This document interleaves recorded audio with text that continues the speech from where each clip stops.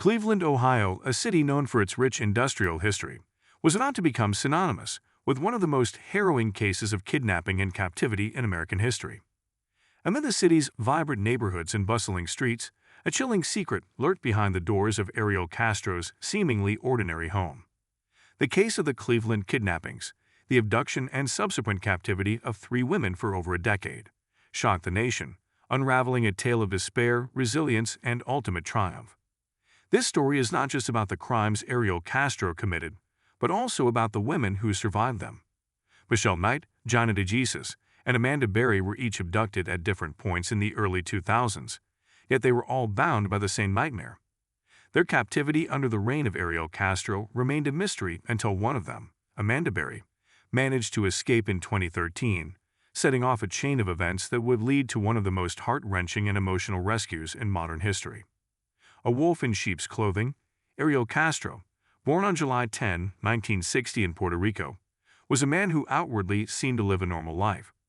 He was a former school bus driver with a family and a home in the middle-class neighborhood of Seymour Avenue in Cleveland. His appearance and profession gave no indication of the horrors that took place behind his front door. He had 2 daughters and was seen as a caring father and a seemingly trustworthy member of the community. However, the darkness lurking in his soul was not visible to the outside world. Before the kidnappings, Castro had a series of troubled relationships, and his personal life was riddled with abuse. His second marriage ended in a divorce, but his violence and anger issues remained hidden under the facade of a quiet, unassuming man. His history of controlling behavior and obsession with power would later be revealed as a precursor to the torment he inflicted on his victims. Castro's behavior grew more erratic in the years leading up to the kidnappings, and he began to view women, especially as captives, as mere objects for his control. Michelle Knight, August 23, 2002. Michelle Knight was the first victim of Ariel Castro's monstrous plan. On August 23, 2002, Michelle, who was 21 at the time, was walking to a relative's house after a court appearance. She had been struggling with her personal life, including the custody battle for her son. That fateful day, she crossed paths with Ariel Castro. He offered her a ride, and once she entered his car, the horror began. Castro drove her to his house, where he kept her chained in a room, subjecting her to unimaginable torment. Michelle was held captive for over 11 years. During this time, she was physically abused, starved, and mentally tortured. She tried to escape several times, but was brutally punished each time. Yet she survived, her willpower keeping her alive despite the constant threats and violence.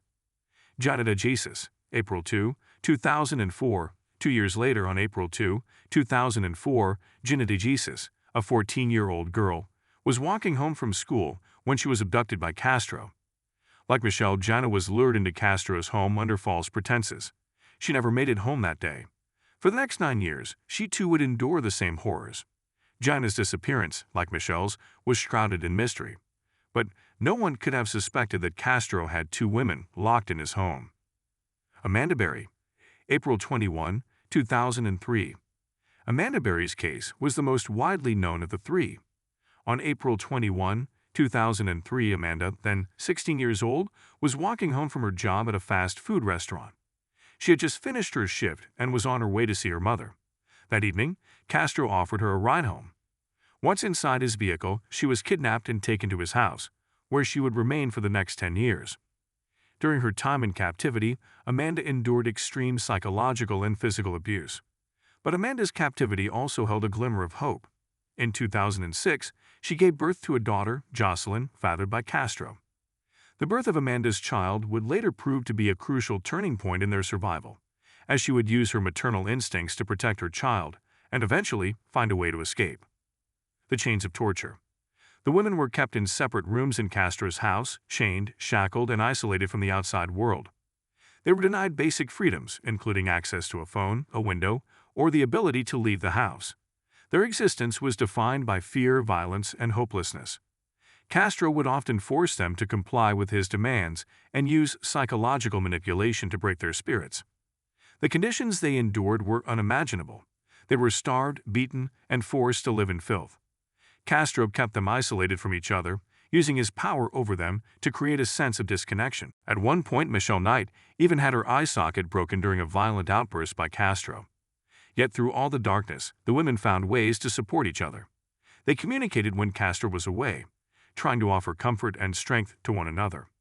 Amanda's daughter, Jocelyn, became a central figure in the women's survival. The child served as a reason to hold on, to fight, and to preserve whatever shred of hope they could. Amanda's protective instincts grew stronger, and she made a vow to herself that one day she would escape and get Jocelyn to safety. The escape. On May 6, 2013, after nearly a decade of captivity, Amanda Berry saw an opportunity. Castro had left the house briefly, and Amanda, using a broken door that had been previously left unsecured, managed to break through the door. She ran to a neighbor's house, shouting for help. The neighbor, Charles Ramsey, heard Amanda's cries for help. At first, he didn't believe her, but then he realized she was telling the truth. He kicked in the door and helped Amanda escape, calling 911. Amanda's courage and quick thinking saved her life and the lives of Michelle Knight and Jenna DeJesus, who were still trapped in the house. As the police arrived, the women were freed from their nightmare. They were taken to safety, and the world learned of the horrors that had taken place inside Ariel Castro's home for over a decade. Justice delayed, the investigation that followed was swift. Ariel Castro was arrested and charged with kidnapping, rape, and murder for the unborn child Michelle Knight, lost during her captivity. He initially denied his crimes, but later admitted to the kidnappings and the abuse he had subjected the women to. The case quickly became national news, with public outrage at the horror these women had endured. Despite the years of suffering, the victims' resilience in the face of such atrocities became a symbol of survival and hope. Ariel Castro's arrest was only the beginning of a long legal battle. In August 2013, Castro pleaded guilty to 937 criminal charges and was sentenced to life in prison without the possibility of parole. Rebuilding lives. In the years following their escape, the women tried to rebuild their lives. Michelle Knight, Jenna DeJesus, and Amanda Berry became symbols of survival. Their stories were shared worldwide, and they were celebrated for their courage. Michelle Knight, in particular, used her platform to advocate for victims of abuse and abduction. Amanda Berry eventually became an advocate for other survivors and started a foundation to help families of missing persons. Jenna DeJesus, who had also suffered immensely, focused on reconnecting with her family and working to heal the scars left by her captivity. The public's reaction to the case was mixed. While there was widespread support for the victims, there were also questions about how the kidnappings could have happened under the noses of the community and law enforcement.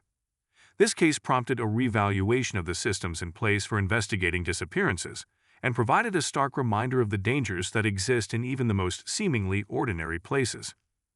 The ripple effect of a tragedy. The Cleveland kidnappings left an indelible mark on the community. It sparked conversations about the long-term effects of captivity on victims, the failures of law enforcement to solve the disappearances, and the hidden nature of such crimes. But above all, it highlighted the strength and resilience of the human spirit. Michelle Knight, Jenna DeJesus, and Amanda Berry have all gone on to inspire millions of people worldwide. Their survival against insurmountable odds is a testament to the power of hope, the importance of never giving up, and the unbreakable bond that can form between people in the darkest of times. The case of the Cleveland kidnappings was a tragedy, but it also became a story of ultimate triumph. The women who survived not only escaped their physical chains but also fought to break free from the mental and emotional ones. They are living proof that even in the face of unimaginable darkness, there is always light waiting to shine.